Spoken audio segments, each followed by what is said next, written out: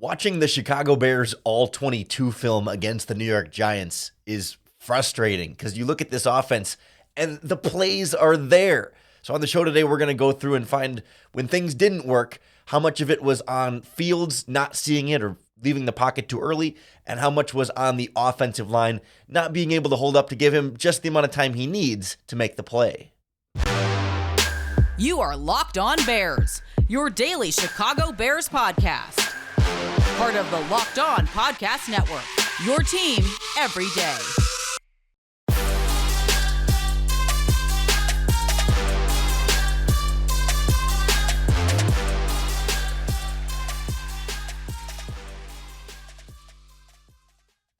This is Locked On Bears, and I'm your host, Lorin Cox.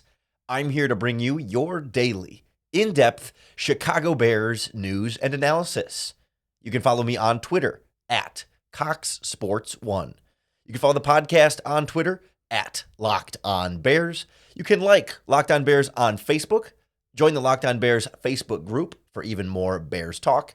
And make sure you hit that subscribe button on the Locked On Bears YouTube channel to keep up with all of our video podcasts as well.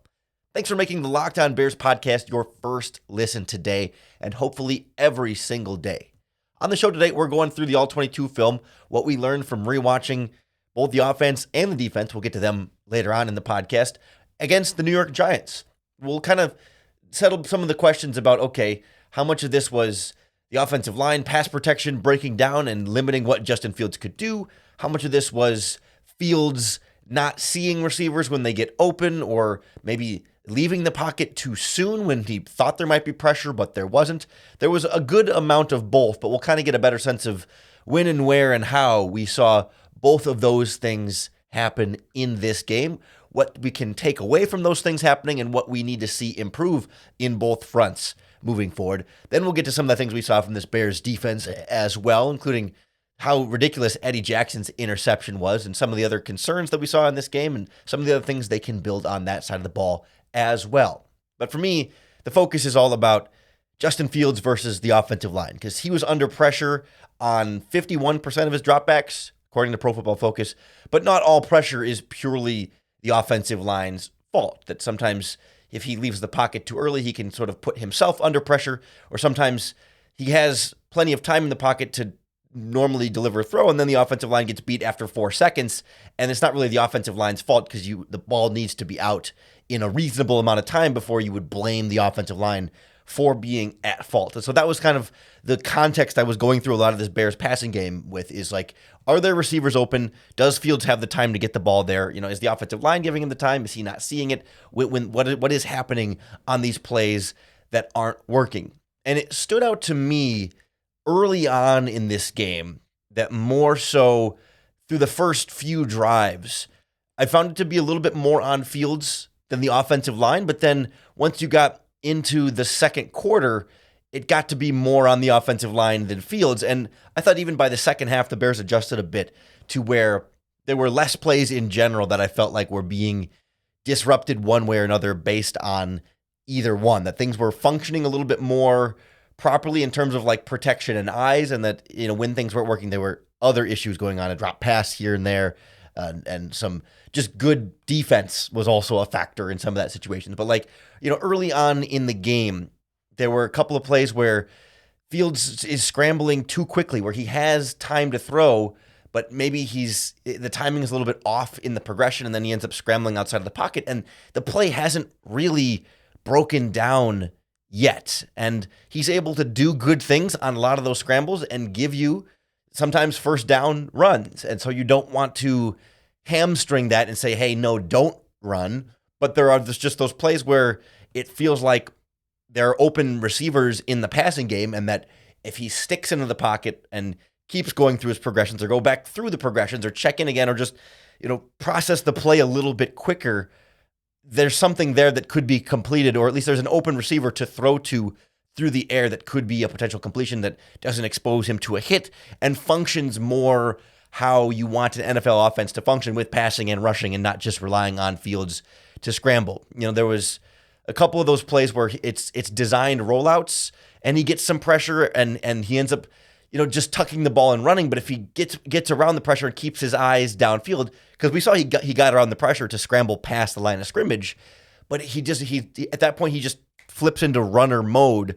And if he looks downfield, not that he has wide open touchdowns on all those throws, but does have wide receivers open for potential completions that maybe gets more yards than he would have on the ground, and has potential for just being able to use their weapons a little bit more effectively. And there's other plays where he's picking a half of the field pre-snap based on what the route concept is going to be. That, okay, I'm going to start, and my read's going to be these receivers on my left and not the receivers on his right. And maybe the receivers on the right will be open, but he doesn't have the time to get over. He'll look through the receivers on his left.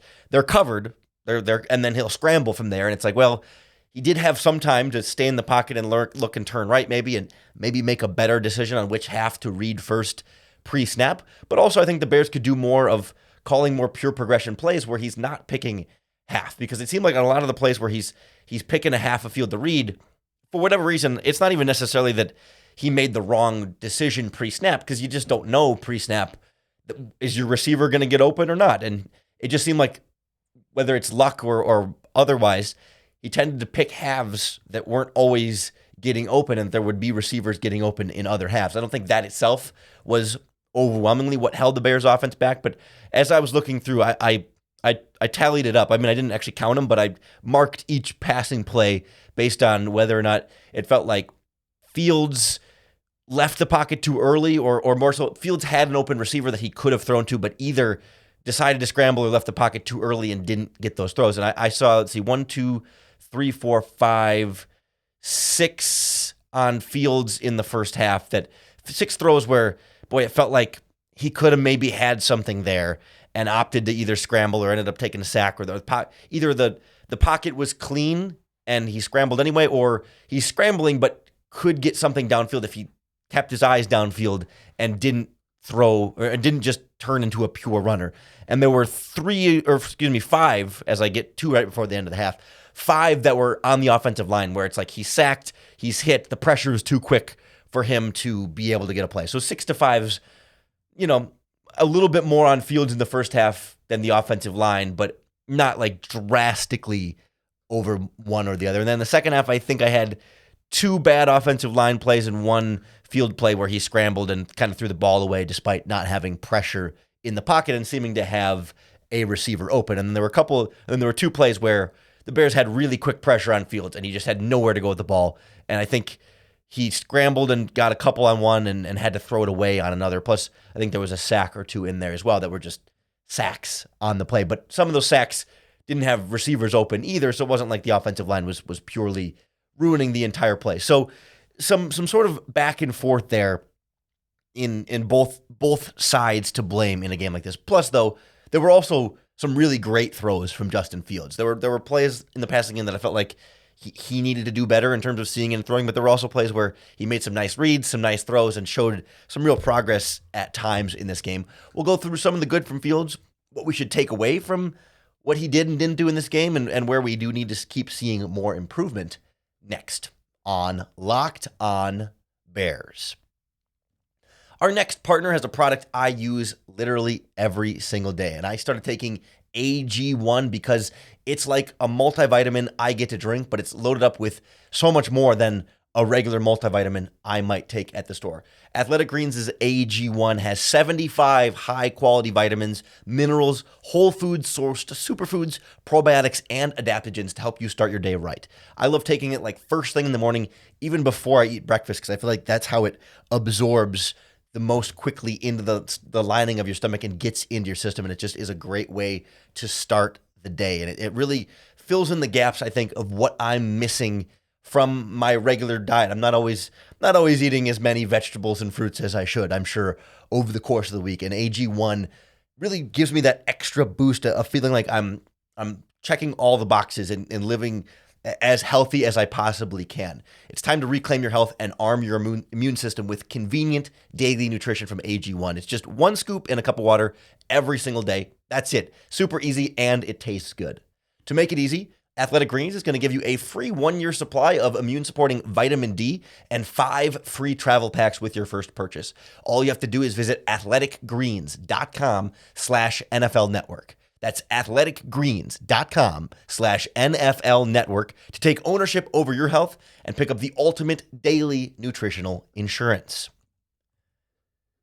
So we saw plays in this game where, Fields left the pocket too early and where the pass protection was actually good enough, and that had he stayed in the pocket, there were receivers that were going to be getting open, and it's just a matter of seeing it and being able to step up and deliver it in time with his eyes, which is another step in the process, but more so, there were plays where the breakdown in the passing game was not the offensive line's fault. There were also plays where it clearly was the offensive line's fault, and that a handful of those sacks, maybe not all 6, but a decent number of them, it's blitz not being picked up well. It's Sam Mustipher and Lucas Patrick, largely the culprits, getting beat super early. They didn't have an answer for Dexter Lawrence on that interior. For some reason, they just kept crapping the bed. But then there were other plays. It's like there was one in the second quarter that we heard Matt Eberflus talk about and Darnell Mooney talked about too in their press conferences on Monday. It's like I want to say it's like a 2nd and 10, and the Bears are running 4 verticals. And Darnell Mooney, there's 3 receivers left, 1 right. Darnell Mooney is the innermost of the 3 receivers, the slot closest to the offensive line. And Fields has time in the pocket. And Darnell Mooney's running the vertical in between the 2 deep safeties. And it's like, that's open, and it looks like a touchdown. And Darnell Mooney said at his press conference that he's supposed to bend that route more toward the middle of the field when they have split safeties like that. And Eberflus said the same thing. He should have bent it more to the middle of the field. But Eberflus also said that Fields still needs to see that. And instead, Fields drops back. His sort of the first vertical he was looking at wasn't open, and then he tucks and runs up the middle. And I think Eberflus said on that coverage, they were looking for him to tuck and run. It looked to me like cover 6, and the running back kind of pulled away one of the flat defenders. So there was a lot of room for Fields to scramble, and he does end up picking like 12 yards on the play. So you're not mad at Justin Fields for the play gains yardage and a first down, I believe, off the top of my head. So it's not a bad play, but it's leaving the better play on the field, and that's part of what ends up holding this offense back. And so I think for Justin Fields, you don't want to stop the scrambling, right? But at the same time, sometimes I think he trusts his legs too much, and I'm not sure how you coach that, right? Because you don't want to tell him not to scramble, but some of those plays, it's like we know you can get 4 or 5 yards, but you gotta run the offense too, and you got to trust the pocket a little bit more. And I think if he could get to a point of trusting the pocket a little bit more, I think naturally he'll be less inclined to go to his legs, because it's not like he's always going straight to his legs. There were plays in this game where he did a good job of hanging in the pocket. We talked about the red zone one a little bit yesterday where he overthrows Dante Pettis in the corner of the end zone, but he does a great job of, he feels some pressure on his right side, so he drifts a couple of steps to the left and steps and throws that ball. Just instead of just pressure means drop the eyes and scramble, which has kind of been his go-to. That was early in the game too, that he kept his eyes downfield.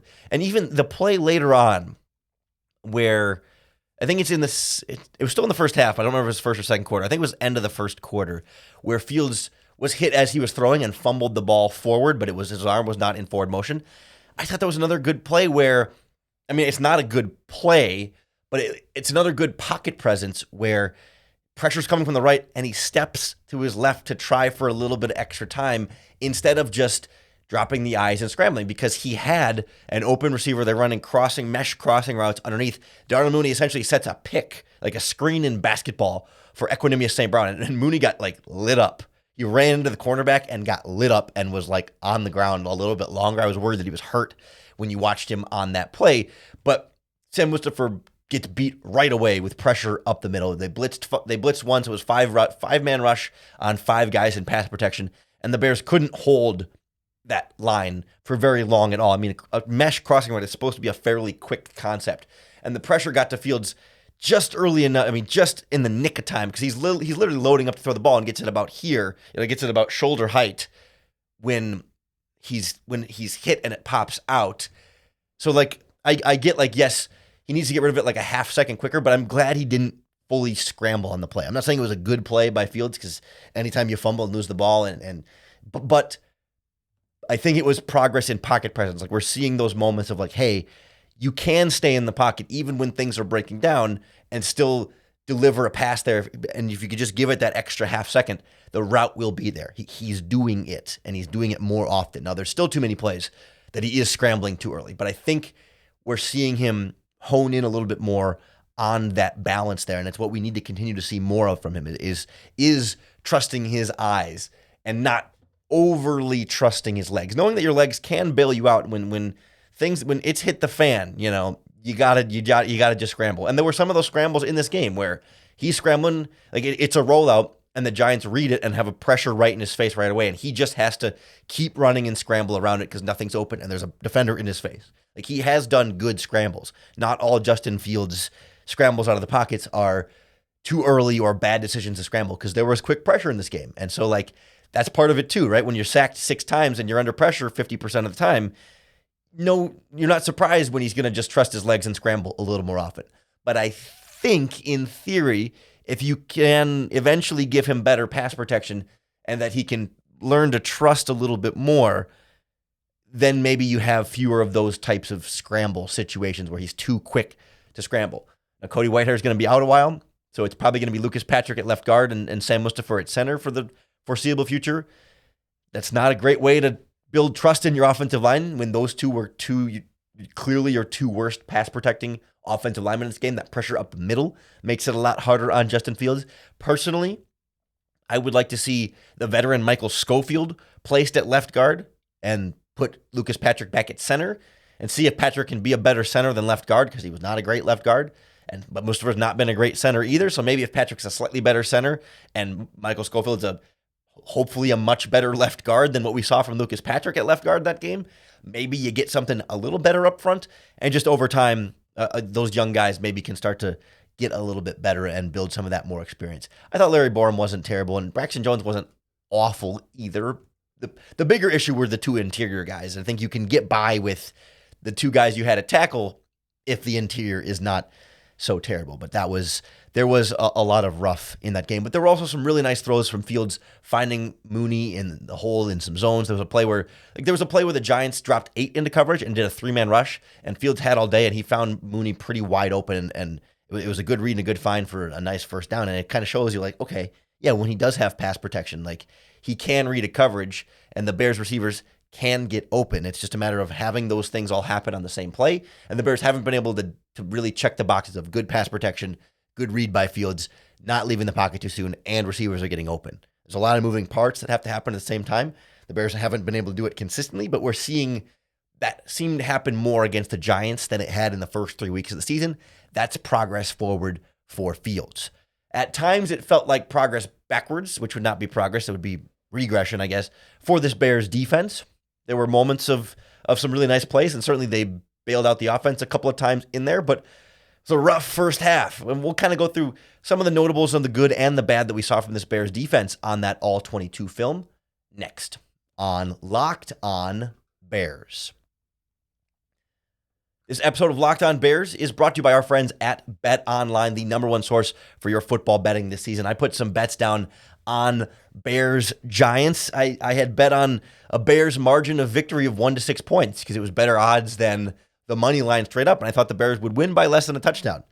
That bet did not pay out for me, but BetOnline is the place I place it and the number one place I recommend for all the latest player developments, team matchups, news, and in-depth articles on every game you can find, not just the Bears games every week, but all of your sports wagering information, live betting in games as well, whether you're talking about Major League Baseball playoffs around the corner, all your combat sports, golf, tennis, soccer, you name it, they have it at BetOnline. So head on over to betonline.net or use your mobile device to learn more about all the different trends and action going on right now that you need to know about.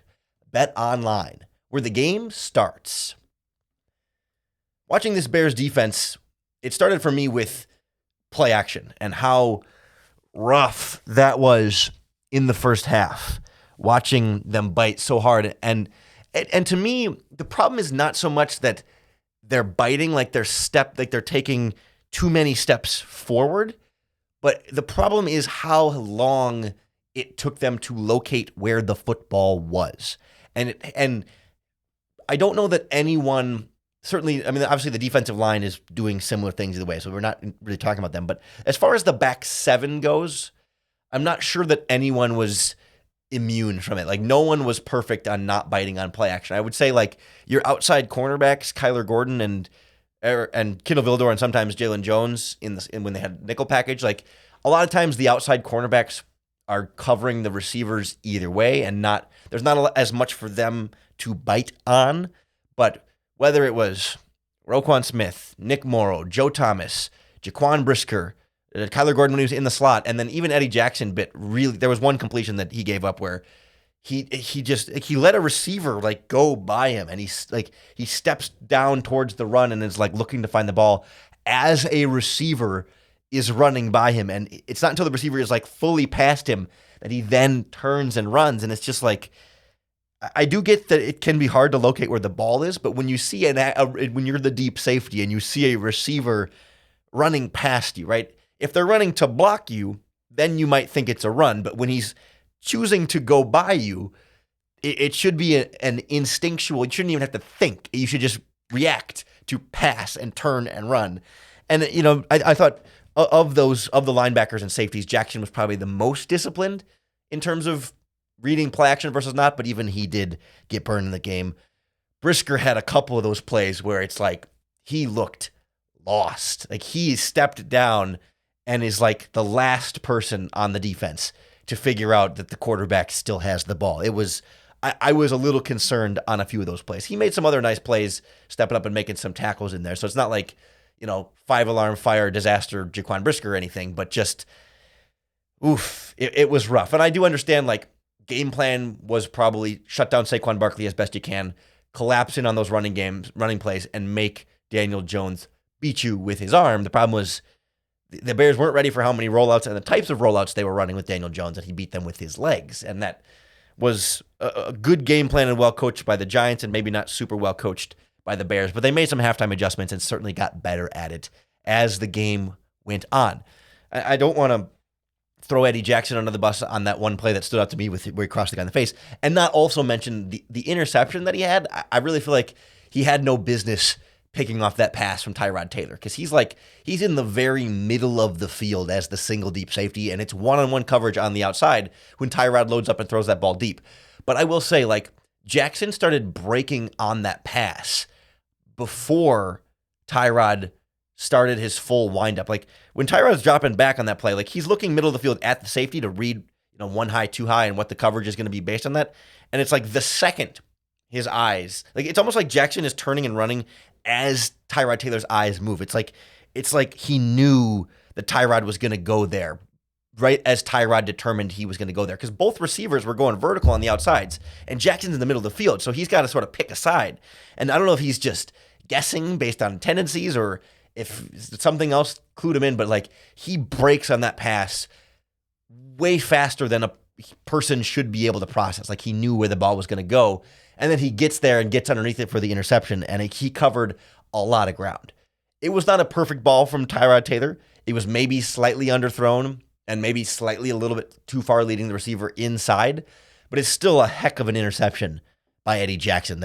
He looks like the old Eddie Jackson, maybe not like dominant Pro Bowl, but part of it's the defense he has around him. So because he has to sort of cover for everybody else. But like he made a really nice pass breakup. I think it was a third down on Richie James making an underneath crossing route. He comes down and times it perfectly and breaks up the pass. Like he looked solid on a few of those plays, and it really feels like Eddie Jackson is clicking on all cylinders.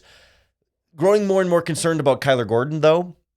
Even plays when the ball wasn't thrown his way, he just looks a little lost in coverage, particularly in the slot, in that space. He's like a little bit slow to react, and he false steps, and it doesn't look good right now for Kyler Gordon. It is rough, and we're going to keep seeing teams attack him as somehow the weak link in this Bears secondary when you have Kindle Vildor on one side and a literal undrafted rookie free agent on the other, and it feels like Gordon is the vulnerable one when he's in the slot.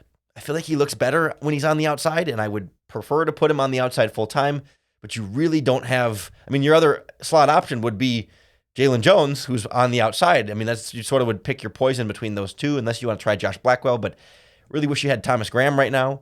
Really wish you had Tavon Young, who's on injured reserve, because it just doesn't feel like the slot right now for Kyler Gordon is working. Still time to be patient with him. Not a referendum on his career or what he's going to be as a corner, but it is not great. Also not great was the Bears pass rush in this game. They didn't get much on Daniel Jones. We talked about it a little bit on yesterday's podcast. But when you rewatch it again, it's like the Giants ran so many rollouts, which you just don't the pass rush isn't going to win on the rollout unless it's an unblocked guy on the line of scrimmage. But like your defensive lineman, I mean, it's designed to eliminate the pass rush, right? So there was a bunch of that kept the pass rush from getting home. I really thought the scheme did it a lot. And then they just ran the ball so much. And then when both quarterbacks got hurt, they literally stopped passing the ball. So there wasn't as many opportunities to get after the quarterback because the Giants just schemed it up well. There were about 5 plays that PFF categorizes as a true pass set where it's just one-on-one pass blocking for the offensive line versus this Bears defensive line. And 5 plays is not a sample size to say pass rush good, pass rush bad. So I was more concerned about the pass rush before I started watching the All-22, and then when you kind of see, okay, yeah, these guys aren't getting that many opportunities to pass rush. They weren't great on the plays that they did pass rush, but it's just such a small sample size. I'm not ready to panic just yet. And the Giants left tackle, Andrew Thomas, is really, really good. I mean, he's one of the better left tackles in the NFL, really coming into his own right now. I was very impressed with what he did against Robert Quinn and Dominic Robinson and at times Travis Gibson, like whoever they put out there. Andrew Thomas was a real like shutdown backside left tackle there that you got to give a lot of credit for. There was one running play where he had Dominic Robinson on his left and a linebacker coming at him. He blocked both of them with one hand each. Like he blocked 2 players, like a reverse double team. He blocked them both. He definitely got away with a hold on Dominic Robinson. He grabbed part of his jersey and his shoulder pad and pulled him with. But he took out 2 players at the same time. It wasn't like one, then the other. Like sometimes you'll see that like a really nice play. They'll bulldoze the first guy and then get to the second guy and block him too. No, at the same time, the linebacker like blitzes. He grabs the linebacker with one hand and the defensive end with the other and blocks them both out of the play. And it was just like, wow. Like that's a really quality offensive tackle right there. And you kind of just have to tip your cap to him at that point. So some concerns for the Bears defense, but they only gave up 20 points. And yeah, the run defense was bad, but 20 points is a passable performance. Eddie Jackson looked great. Got to bite less on the play action. Some concerns about Kyler Gordon. Some concerns about the pass rush, but maybe not as big of a deal just yet. We'll see what they have in store for the Minnesota Vikings this upcoming week. Hope you'll come back on Thursday's podcast for Crossover Thursday. I'm getting my days of the week mixed up. We'll talk to Luke Braun from Locked on Vikings. Friday, we'll put together a game plan for how the Bears can attack Vikings' weaknesses, minimize some of the Vikings' strengths. So make sure you check that out later this week. Hit that subscribe button on the Locked on Bears podcast so you're keeping up with all of our daily, in-depth Chicago Bears news and analysis. Thanks for making the Locked on Bears podcast your first listen today. If you're looking for your second listen, check out the Locked on NFL podcast, where we cover the league from a really league-wide perspective, all the biggest storylines. I'm on today's episode of Locked on NFL with Ross Jackson filling in on that podcast. We're going to talk about Monday Night Football game and sort of the laying out the NFC and specifically how weird the NFC West is, but really the NFC as a whole, kind of hard to figure out. We'll go through some of our we'll have some fun and go through our yikes moments of Week 4 as well. So make sure you go check that out for your second listen. Come on back tomorrow to make Locked on Bears your first listen again tomorrow. And as always, we'll make sure you end up with another opportunity to bear down.